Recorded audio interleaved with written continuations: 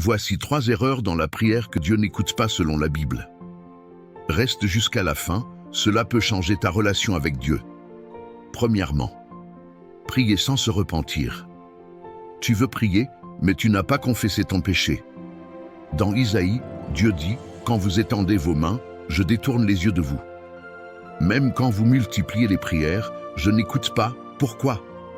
Parce que le peuple vivait dans le mal sans se repentir. Et dans la prière que Jésus nous a enseignée, on commence par « Pardonne-nous nos offenses ». Toute prière commence par une repentance sincère. Deuxièmement, prier pour impressionner les autres. Tu pries, mais veux-tu vraiment parler à Dieu ou montrer aux autres que tu es spirituel ?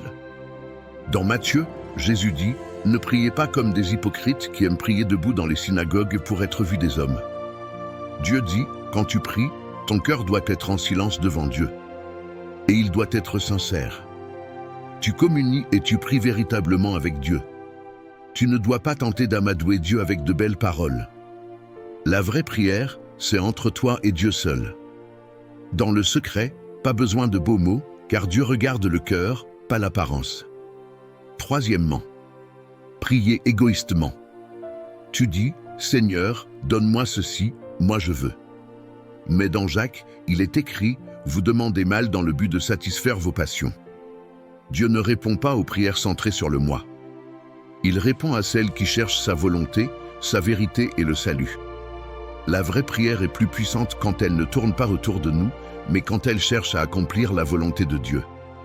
Si tu te demandes pourquoi tes prières restent sans réponse, peut-être que Dieu attend que ton cœur s'humilie devant lui.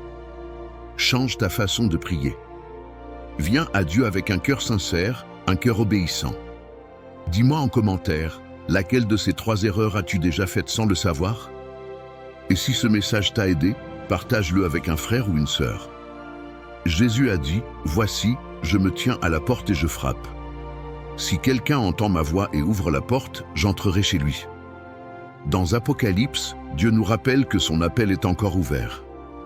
Aujourd'hui, Dieu frappe à la porte de ton cœur avec ce message. C'est pour cela que j'ai créé un groupe d'études bibliques sur WhatsApp.